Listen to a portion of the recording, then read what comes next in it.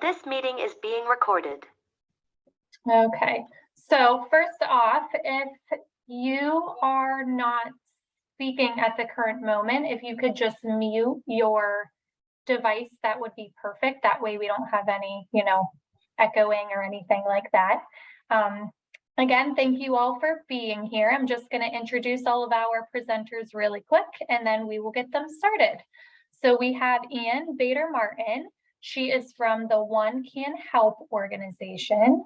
We have Sharon Bryant. She is from Foster Care Essentials. We have Lindsey English. She is from the Fostering Change organization. And we have Julie Stanwood-Higgins from We Rise Above. And Julie also mentioned that she has another coworker here with her as well. I think her name is Nicole, correct? All right, perfect. Well, I think we are all good to go. Do we want to start? Why don't we start with Ann? Does that sound good? I think you're, there we go. All right. Just take a moment to press that button. That's Hi, okay. everybody. I think you want me to talk for about 5 minutes. I'll say a few little things and then feel free to ask questions because it's always much more fun like that. I'm a juvenile court attorney. I helped to start One Can Help in 2006, and we are a nonprofit that's across the state. And you can feel free to tell other people in CASA and across Massachusetts about us, as well as the attorneys and social workers that you may be working with. So what we do, I'm going to share my screen so you don't just have to look at me. This pretty much sums us up in a nutshell. What we do is we provide missing resources because, as you all know in this field, that where you're working with children and families in juvenile court or with DCF, and often both, that they're low income. Most are very low income, and unfortunately, the vast majority are children and families of color. And to not have resources is to prevent people from being able to move forward. And so what we do, and we only work through the attorneys, social workers, and advocates, as you see here. I can't point that out enough to you, just know that. So they have to be juvenile court or DCF involved, and they have to be the attorneys, social workers, or advocates, which includes yourselves. What we do is if the attorney or social worker or advocate sees a missing resource that at this moment in time would really move them forward, maybe they need transportation to be able to get to meetings with their children as a parent, or maybe it's a kid that's just returning home, and while DCF may pay, and other organizations who you'll hear from today may pay while the child is in foster care, they may not necessarily pay for the piano lessons for the kid going home, which will help with the stability. So whatever missing resource is needed, you apply online. We have a website, easy to find, www.onecanhelp.org. And at the top, you'll see a tab that says for court colleagues. The application is online, you apply, and then we can provide missing resources. And what that means is we do not have a warehouse. We're all about paying for what's needed. And we work with you to figure out the best way to pay for it, because the devil's in the details when you're talking about paying for individualized needs. But you can see the vast variety of kinds of things we pay from new laptops to after-school activities, to educational activities, to things that support children and families in foster care, things that help the parents. We believe that helping parents is a large part of helping children, and that it's missing resources that otherwise aren't there. I'll tell you 3 quick versions of today's stories, just so you can get a sense of what it is. Every day we get between, 10 and 25 applications around the state. And 3 of them from just this morning, whereas one was a broken car where the father has to get his car fixed, but in the meantime, he's got a baby in the hospital that he needs to be able to visit, and needed $72 for Uber lifts to get through the week of getting to visit, and we'll take the bus home is what they asked for. So we can pay for that.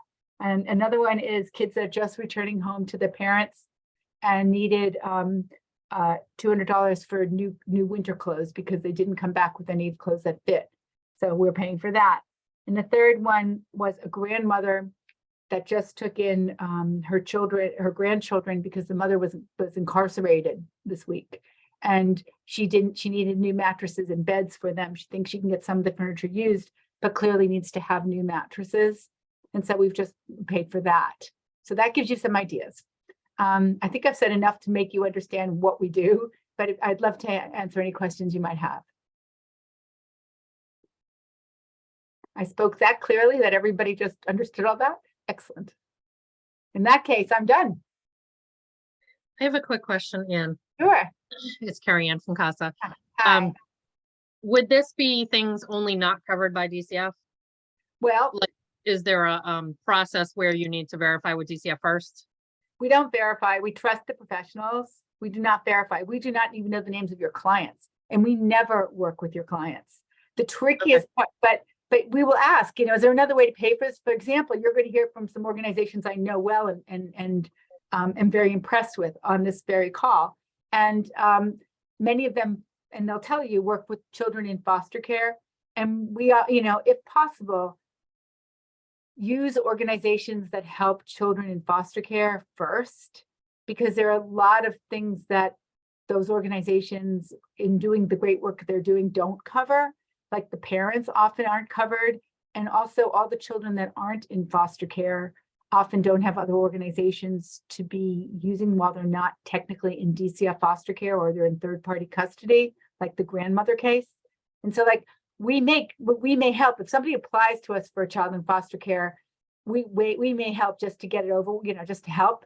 But we'll also often say, please reach out to, for example, Rise Above, because they're better able. This is what they do, So we try to work together, and we try to be mindful. Is this something DCF should pay for? Often the answer is yes. But at the same time, do we want the kid to suffer if they're not going to get it, or because the social workers themselves write us and say, I've asked my department people, and they don't know when we'll be able to get it. But unless we put down the deposit tomorrow, the kid isn't going to be able to be in that class, and the class is full, whatever it is. So we'll pay, because at the end of the day, what are we trying to do here? We're all trying to do the same thing: help children, right? So yeah, we will, but we also strongly encourage you to use the organizations that you're going to hear from today for children in foster care. Thank you. Wow, thank you. Mm-hmm. Yeah, thank you. That's amazing. Any Well, other we all questions? work hard in this field, right? We all do. Yeah. We all have the same goals. Yeah, Try to help people in a system that's chronically underfunded. And, so we try to get things done together. One question nobody asked is the maximum amount of funds we can provide. And we never give anybody cash, but we can do gift cards. We'll figure it out with you, because every circumstance is different when you think how to provide unique needs across the state. But the maximum that we can do at any one time is 1,000, just so you know that. And often it's for much less. I mean, we get the $25 identification card so a kid can get a job. It's all over the place. That's awesome. Definitely something to keep in mind, because there's so many times on a case where like, wow, this could really help, but it's not happening. So it's very nice to hear from you and your organization. So thank you very much. Sure. Thank you for all you do. Any other questions for Ann before we move on to our next presenter? One suggestion I might just have is, if I share the screen once more, take a screenshot and then you have it. Okay, sounds good.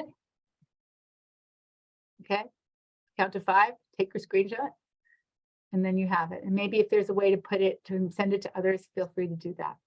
I did that. I took that, and I'll have it here for CASA to share. Thank you. That's a great idea. I think Thank you so Roxanne much. had a question. Roxanne, did you have a question? Hi, Roxanne, I can't hear you. I know, I was trying to There find the we button go. to unmute. So, Ann, can you just tell us where you get your funding from? My mouth. I talk a lot. So, I started this because it was driving me insane not to have funds to help children and families. And as a result, they had such poor outcomes when often small resources could make such a difference. So I'm a bit obsessed. But at this moment in time, we started with just getting, small donations. We didn't win the lottery or anything. And it was tiny, tiny, tiny. Over the years, we've grown. We, at this point in time, get $50,000 from the state.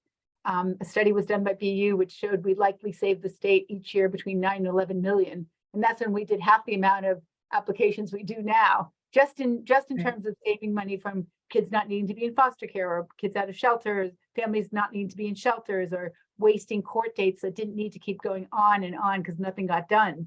And they said 9 to 11 million. So out of that, we get 50,000 from the state, and then we apply for grants. And fortunately, at least in more recent years, people are starting to understand that none of us make it on our own, and that we, missing resources matter.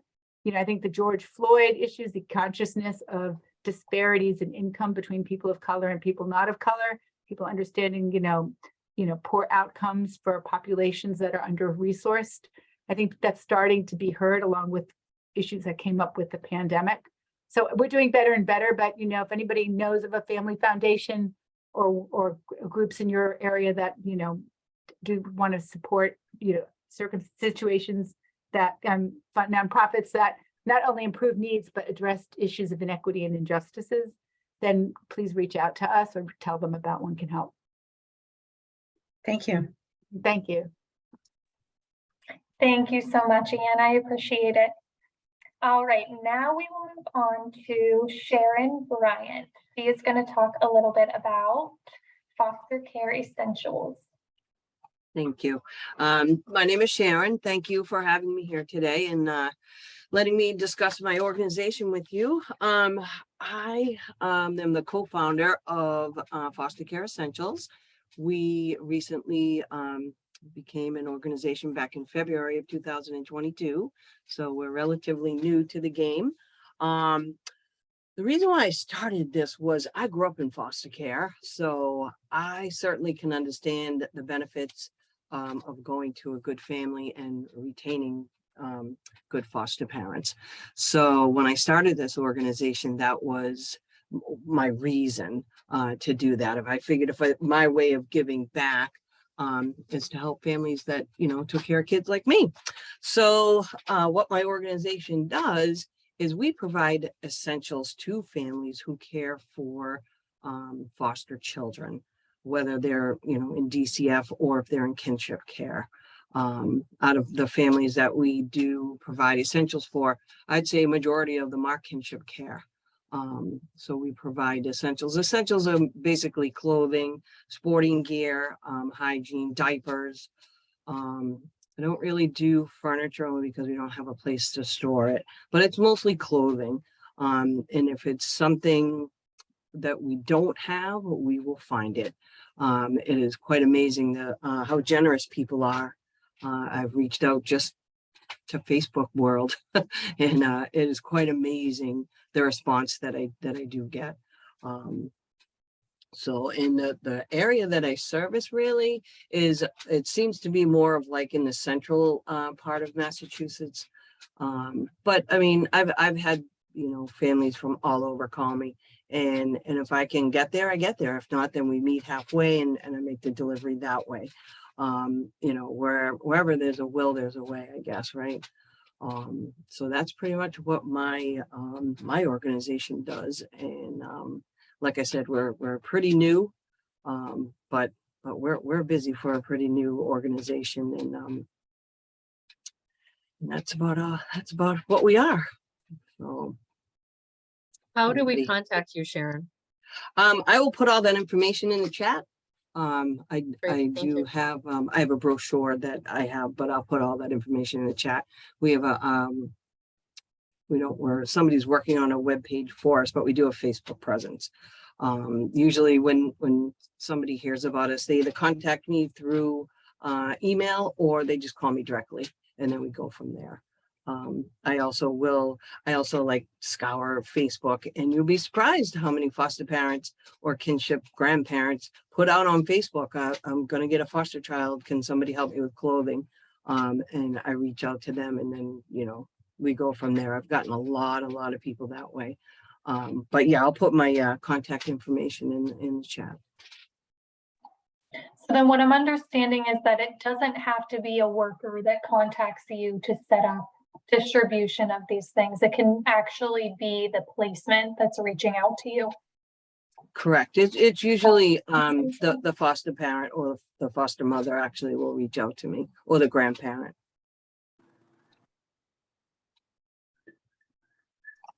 Can I ask you- Oh, go Sorry. ahead, Roxanne.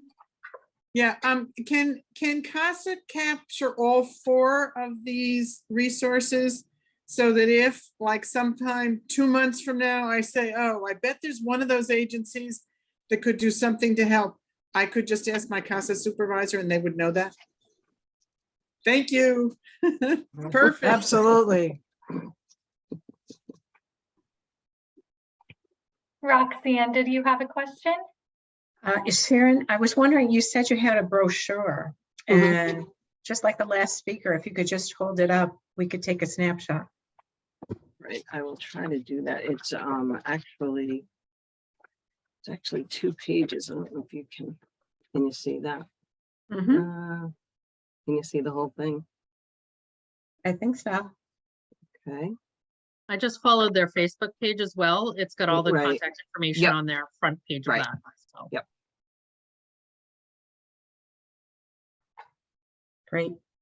Thank Plus, you. I have the scan here, so if you scan that, it will take you right to the Facebook page. Oh, Oh, that's great. We love that scan thing. Yeah. yeah, yeah, we sure do. Any other questions for Sharon? Okay, well, thank you so much, Sharon. That's All right, awesome. thank you. All right, and next we will have Lindsey English talking about fostering change. Lindsey, you're on here, correct? Yep, there you are. Yes, I am. I'm right here. All right. Well, first of all, thank you for having me on here today. So I, like Sharon, I'm a former foster child. I was in and out of foster care most of my life, and then I got permanently placed when I was 15.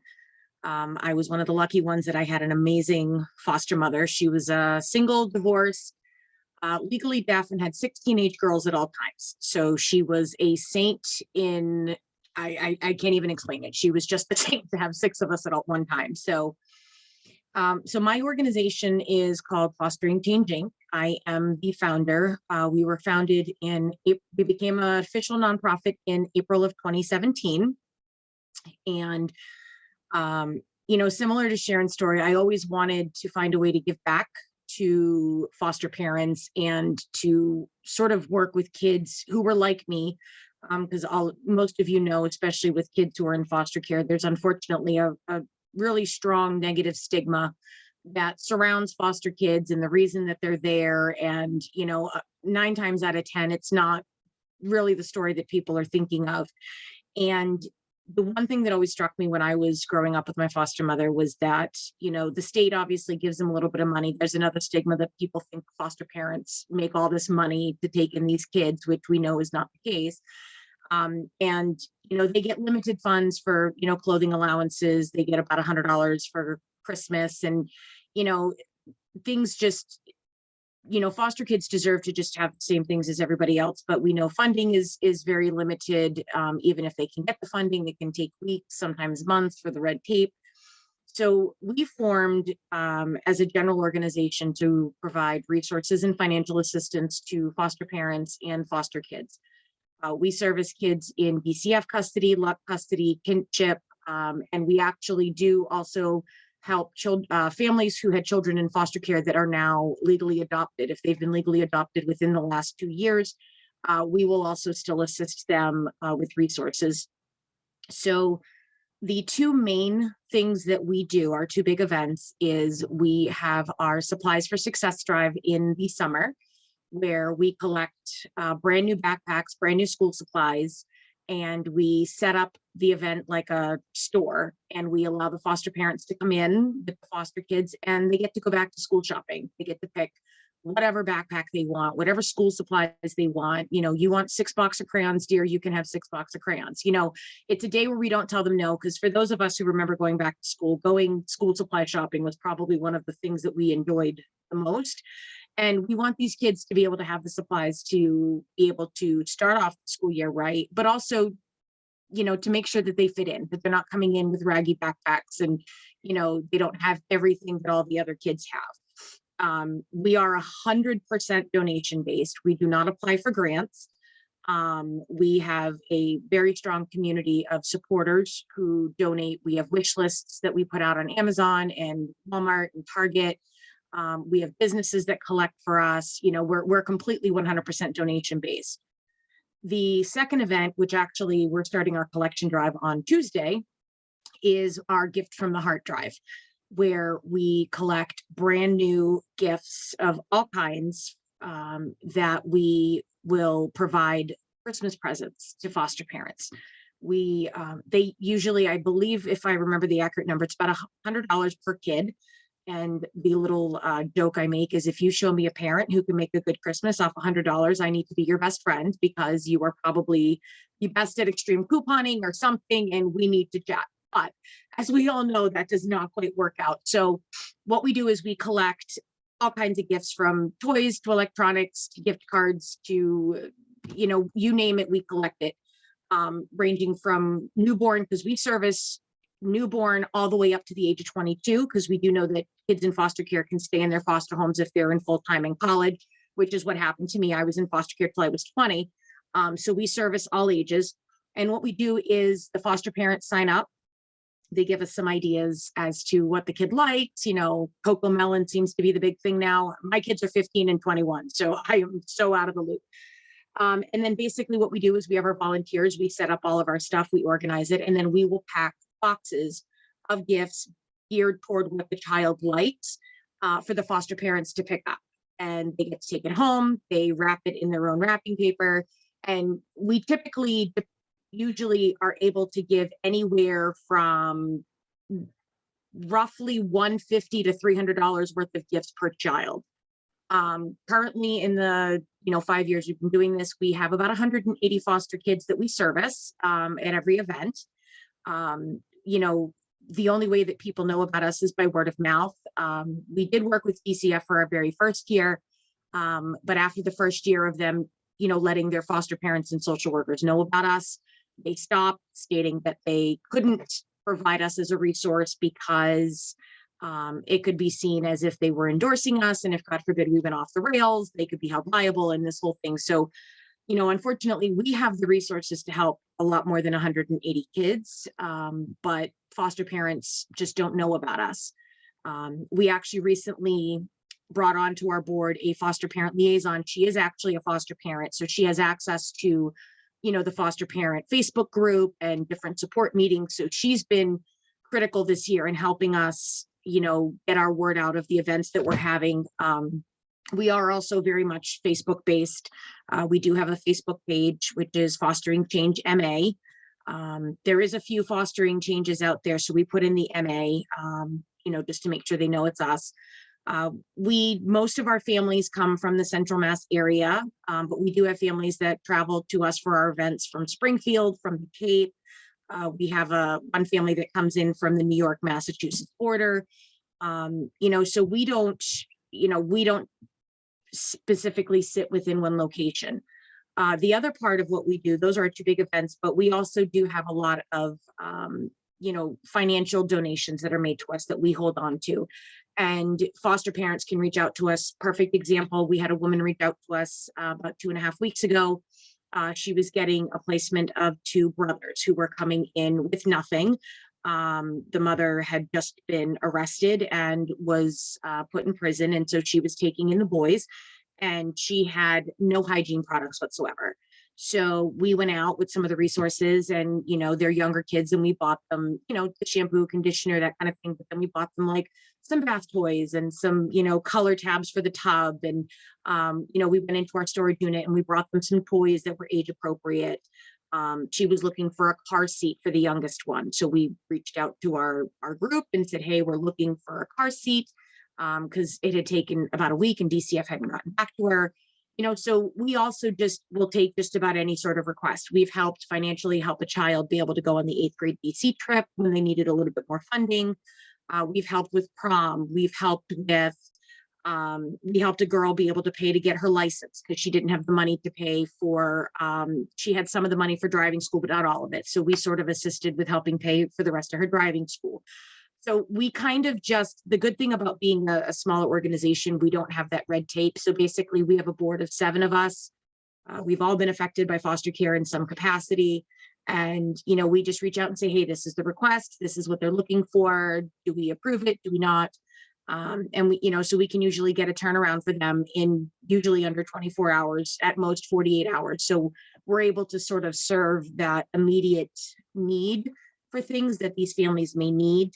And in a way for us to be able to help them. So it, in another way, helps relieve some of that stress from DCF on not having to provide that, because our supporters are just, you know, we brought a lot of light to an underserved group of kids, but they're not a group of kids that you'll know by going in the grocery store and seeing two kids and can tell which one's a foster kid and which one's not, you know, so there's a lot of that inequity that comes with it. And in our process, we've in a way ended up starting to change the tide of acceptance of foster kids and the reasons why they're in the system. And to sort of also be that advocate for those kids, to show the kids, you know, somebody does care, somebody does love you, somebody does want to see you succeed. And just because you're a foster kid does not mean that you can't be something. You know, I've told my story. I said I was in foster care till I was 20 and I have my master's degree in business. I'm raising 2 kids successfully. I have a nonprofit. You know, you can do pretty much anything you put your mind to. So we've also in a way indirectly ended up sort of fighting that stigma and that ability of having that confidence within these kids to know that they can still get somewhere regardless of where they live or who they live with or what their situations are surrounding them. And I'm freezing, so don't mind me with the blanket. I'm like, I'd be sitting here with a hot water bottle if I could. So Wow, that's awesome.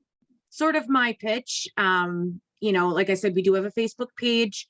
And actually attached to our Facebook page, we actually do have a separate volunteer group that we have people that join that. So if people want to volunteer at any of the events we do, to kind of come out and see what we do, we do hold on to things because we actually have 2 storage units.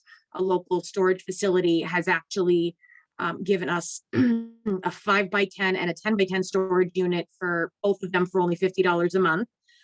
Which is insane for the cost. So we're able to store a lot of our items. We have 1 unit that's all school supplies and 1 unit that's all of our, you know, sort of Christmas gifts and stuff. So, you know, we do have that capacity to store things that we need, you know, to be able to help with the parents. So. Lindsey, do you have a web page? So we have a website, but unfortunately our web designer kind of fell off the face of the earth. So we haven't really been keeping up with the web page. But our Facebook page is what we use primarily for our social media. And then we also have a Gmail account that families can reach out to us if they need assistance, which is fosteringchangema@gmail.com. Oh, and I just got a notification somebody joined the volunteer group. So I'm guessing it must have been somebody on this call. Yeah, so our Gmail and our Facebook page through our messenger is probably the 2 easiest ways for families to reach out to us, because there's a few of us who monitor the messages on the Facebook page as well. And I have access to the email to reach out to people. And we typically respond, you know, within 24 hours to any of those requests that we get. Lindsey, what's your last name? It's English, just like the language. Thank you. You're welcome. Any other questions for Lindsey? No? Okay. I thank also you talk so a much. lot, so. No, that was awesome. That's very helpful. And, you know, you have a wonderful story, and just to hear all that you've been through and what you're kind of doing to use that story moving forward is just really great to hear. So thank you so much for all that you're doing. All the advocates that are on here too, I know you guys keep asking about contact information for them and everything. If you're ever, you know, wondering about these organizations, please reach out to your supervisor and we'll make sure that we can get you plugged and connected to them. Sound good? All right, and we will hear from our last organization. We have Julie and Nicole on here from We Rise Above. Hello all. First, thank you very much for inviting us to join you today. This is great learning about some of these organizations. I had not heard of Fostering Change, so thank you for sharing all of that, Lindsey. You're welcome. So Rise Above is a nonprofit agency, just like all. We were started in 2009. And since then, we've served over about 10,000 children who are in foster care. So we are the agency that Aya was talking about, that also that we just provide for children who are currently in the care and custody of DCF. That goes from age 0 until the youth ages out. We fund just about anything from after school activities to school trips, laptops, study abroads. Really, but I can tell you what we don't fund. We do not fund for past due bills. We do not fund for like car repairs or furniture, things like that. But other than that, we're always open to have a conversation with you about what might be helpful for the foster youth and what they might need. We also work big with collaboration. So if there's like a bigger ask that a youth needs, we will reach out. We have worked very closely with Ann in the past to try to help a youth access maybe a bigger ask that they need. So that might be a specialty camp sometimes, right? So some of these therapeutic camps that our kids need to go to are quite expensive. They could be thousands of dollars just for 1 week. So Rise Above would contribute a portion, and maybe one can help would, and we would reach out to other agencies like the Jason Hayes Foundation as well to maybe help offset all the costs. So collectively, we can make sure that this youth gets to attend an appropriate camp and enjoy, you know, his summer, like his or her summer, like all the other children that are attending camps. Anybody can apply for us. Our application system is right online. It can be the DCF worker, be a CASA worker. It can be the foster parent directly. It can even be the youth. So if the youth is over, I would say any age, really, they can apply themselves. We do always check with DCF. That is something that we do. Because we're working with children in care, we always want to reach out to DCF to make sure that the ask is appropriate and okay. And what I mean by that is we often get requests for trips to like Disney, right? But we need to make sure that DCF is okay with the youth traveling, because sometimes there are issues, right, with court and biologic parents that kids cannot travel. So we always reach out to DCF to make sure that they are okay with the request. It's very rare that they're not, but we just always do that. We ask for 30 days from the time you fill in an application until the time the funding is complete. However, it absolutely does not typically take that long. That's just what we ask for. We can do emergency funding. So if you have something, somebody mentioned, and I do apologize, I can't remember who it was. If you need somebody registered for like a sporting event, today is when the registration runs out. You just give us a call, let us know it's time sensitive, and we will work with you to get that taken care of. Our biggest holdup sometimes is getting a hold of the social worker. But again, if you tell us it's time sensitive, we will do our very best to track somebody down to make sure that this is good to go. For the older youth, we do a lot of laptops and a lot of school supplies, meaning their college books. What we do is we do reach out to DCF also to make sure all the federal funds that are available to youth in care have been utilized, right? Because we want to make sure that DCF is also utilizing what they have available for these youth, because the youth is entitled to like their ETV funds and life skill funding. They're entitled to that. So we do ask them to use that, but we won't, if a youth needs it right away, we do work around that. Right. So if they're saying like, oh, it's going to be a month before the life skills come in, but this youth needs to start school and they really need it, we will work around that. We do understand that sometimes things need to be done in a faster, speedier way than sometimes DCF can get things done. Right. So we do that. We also do run two programs. One is the college care kits. These are for older youth. So youth that are involved with DCF but are currently in college. We will put together college care kits twice a year, once in November and once in April, and we mail out college care kits. So basically it is a box full of just things to let them know that somebody is out there thinking of them. So it might have treats in there, so sweets. It'll have school supplies and gift cards in there. And we send it out to any youth who's currently involved and in college. And signups are right now. If anyone has any youth that are in that category, signups are now. They're going out. We're packing them up November 6th. So they'll be going out November 7th, because we usually get them in the mail the very next day. The other thing we do is what's called a launch box. So if a youth is moving into their own apartment for the very first time, but still in the care and custody of DCF, we will actually drop off a box that is full of the very basics you need to start an apartment: dishes, silverware, shower curtain, bath mat. I was just at Home Goods right before this getting some things to fill a box. So I'm trying to remember everything I got. But there's like all those starters just to make your home feel like a home. And we always provide a Target or Walmart gift card so that they can choose some of their own their own likes, right? To make it feel a little bit more homey. They don't always want my farmhouse style, right? Sometimes they want something a little bit more modern, right? So we do provide them with a gift card so that they can pick out an item that they enjoy. I know others have asked about funding. We are all privately funded through grants and donations. So we do not have state funded grants at this time. And I think what else I can share about Rise Above. We don't really have a maximum ask. Everything is done on an individual basis, and what other resources are out there to maybe help share the cost. So we don't really have a maximum ask. It really is done individually. Anything you want to add, Nicole? Is there anything I would have forgot? I think you covered all the bases, Julie. You did great. Does anyone have any questions? Because I love questions too, and I'm good at questions. Any questions anyone has? Contact information again. Contact information is, we do have a website. It is www.weriseabove.org. And you can reach me at Julie at We Rise Above. Hold on a minute, because now Yep. I just messed that whole thing up. My brain just went. It is Julie at weriseabove.org. Above.org. Yes. Yep. It's been a long day. I've been on Home Goods battling other people for supplies for kids. So I apologize if I'm a little frazzled. Yeah. Can we mention the startup of project that you guys just did? Yeah. So that's kind of a specialty project.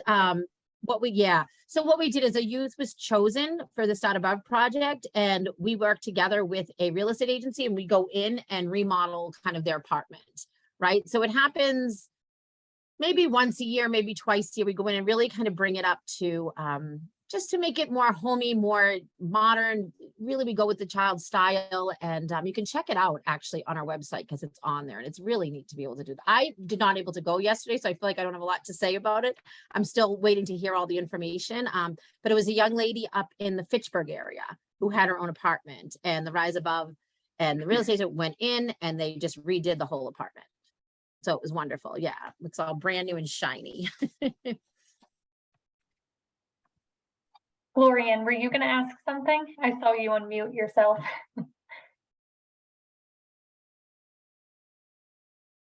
I was just wondering if I don't have a lot of experience with the group homes as an advocate when I was, but do any of the group homes reach out? How Absolutely. does that process flush out, or are you able to help them? Absolutely. So any youth that's in the care and custody, so they can be in a foster home, a CFC home, a group home, residential, anything at all, they are absolutely eligible for funding. So group homes, typically, I would say either the clinician or the group home supervisor is the one that typically completes the application. The youth can do it themselves.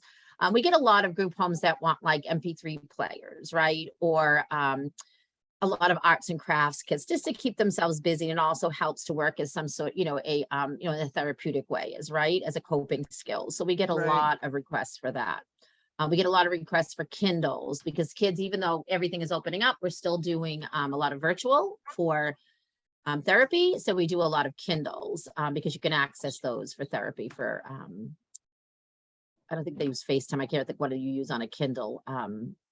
But we use that a lot, right? For visits and for Is it therapy. WebEx or Teams? Yeah. I can't remember what it is on the, it's, I can't remember what's on the Kindle, but it works. And we do a lot of those for youth, a lot. And we do a lot of after school activities, right? We all know that youth that are, that are in foster care and experience it have a lot of stressful, situations going on, right? So getting involved in extracurricular activities can be really therapeutic, right? Really therapeutic. Music or sports, anything to make them feel like they're also part of their local community, right? I am a foster parent as well, have been for about 10 years. I have 5 biological children, 2 adopted, 1 pre-adoptive, and a foster youth in my home right now. So I can see the benefits of the extra, the extra activities that the kids do. I've seen it make huge changes in children.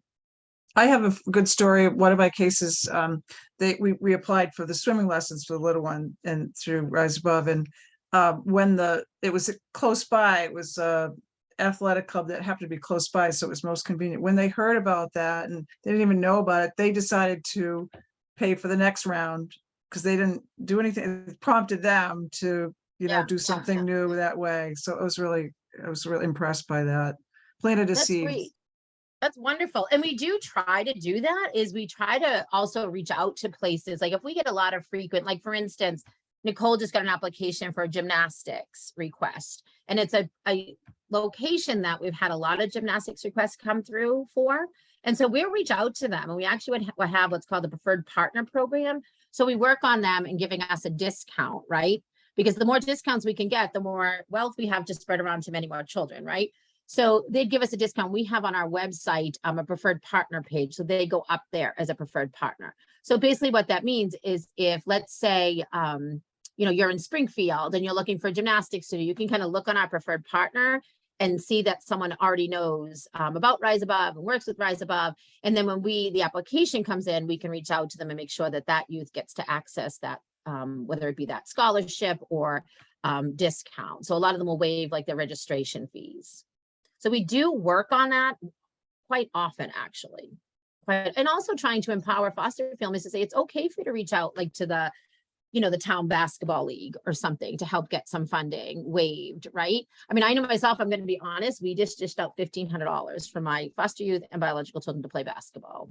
I'm not overly excited about it, but it's very expensive. So if you can get the town or an agency to give a waiver for one or two of your children, it's okay to do that. Like reach out. The child is their own entity. It's not based on your income. I actually work for the city of Leominster for their recreation department. And actually I'm the coordinator and director of their winter basketball program. So I run all of the leagues from grades 1 through high school.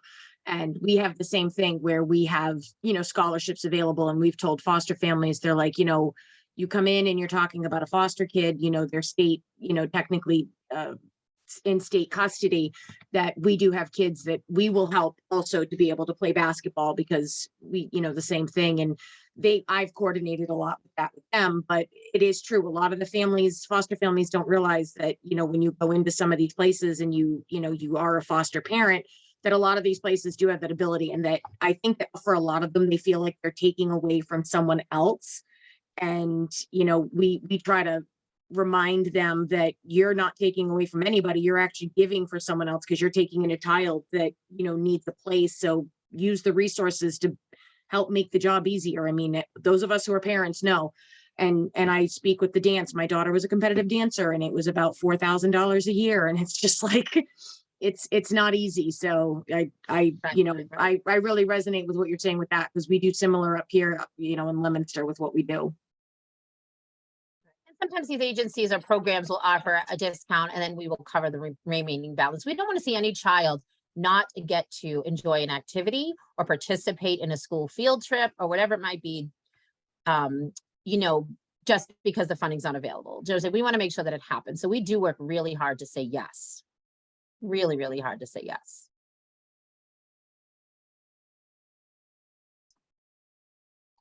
Thank you so much. Any other questions from anyone? No.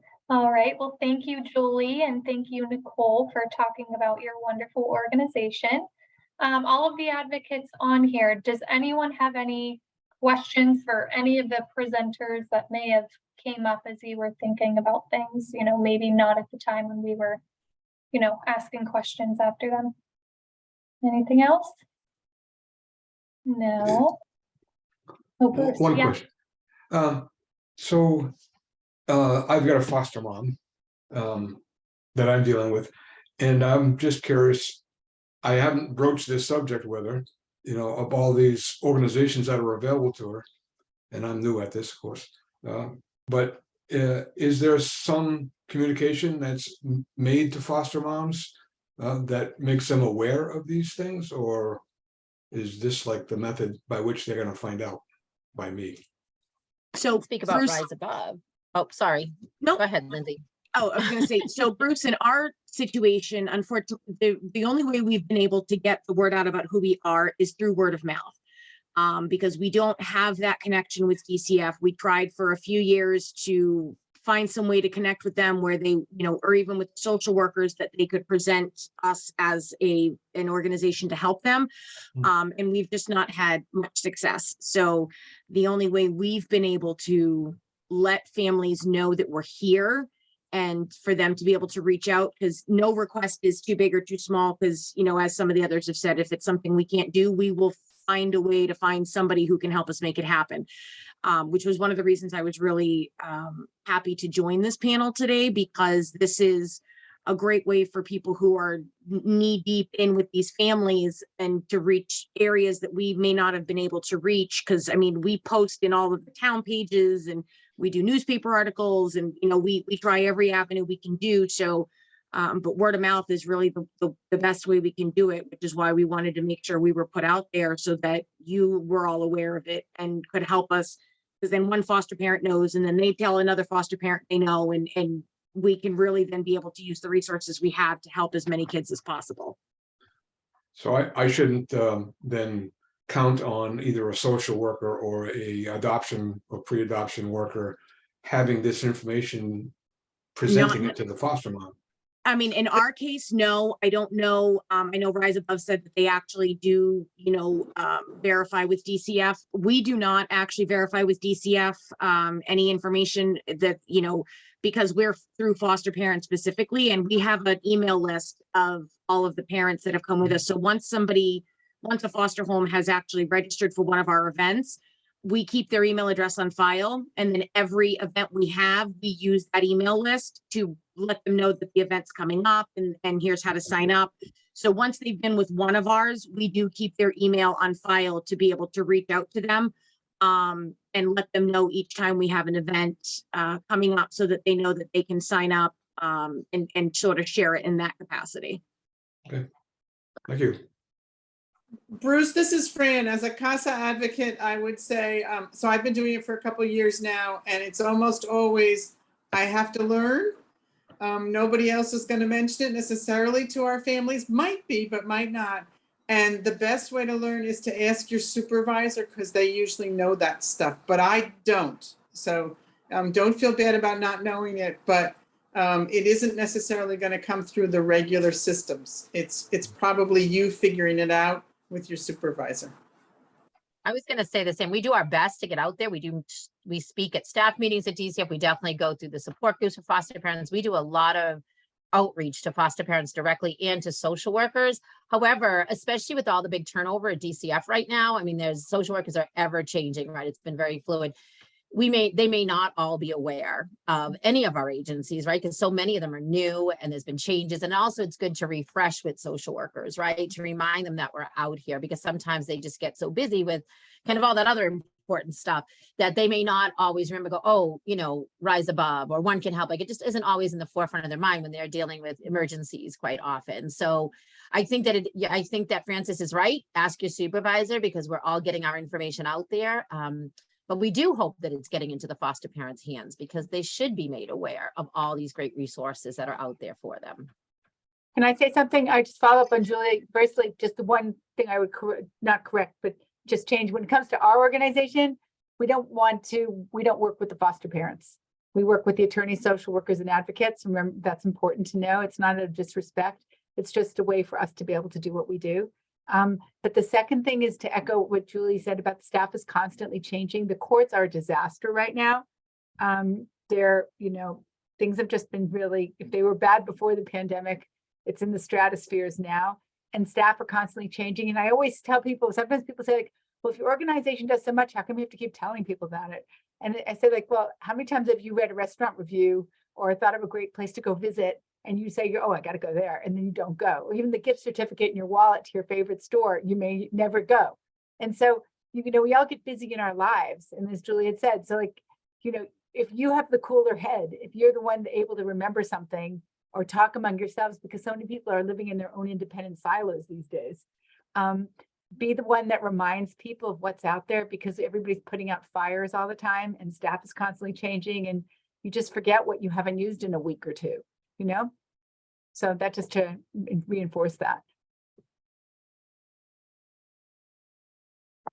That was well said. I think Jordan could speak to this too. We're always on a mission to collect resources and have them available, and like a bank to share with all our advocates, and how they can, how it needs to be shared, like her avenue, that avenue, and then, or directly from us.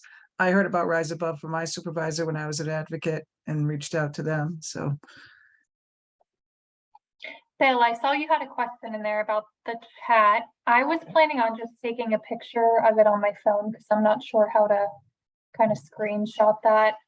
Lynn, do you know how to do that, or is my phone maybe the best option? I think Lindsay. I do think your phone is the best. Okay, option. perfect. Sorry. No, that's okay. I'll take pictures of it right now. That way we can have it handy.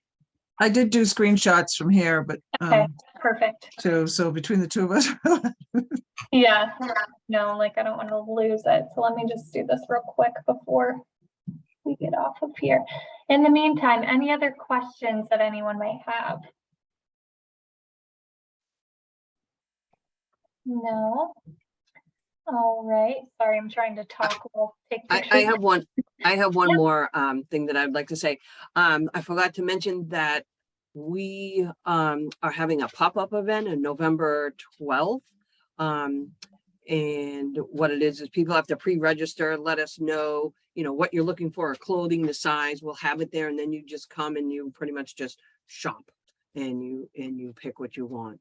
It's going to be in Milford. I don't know if you guys are in that area or have families in that area.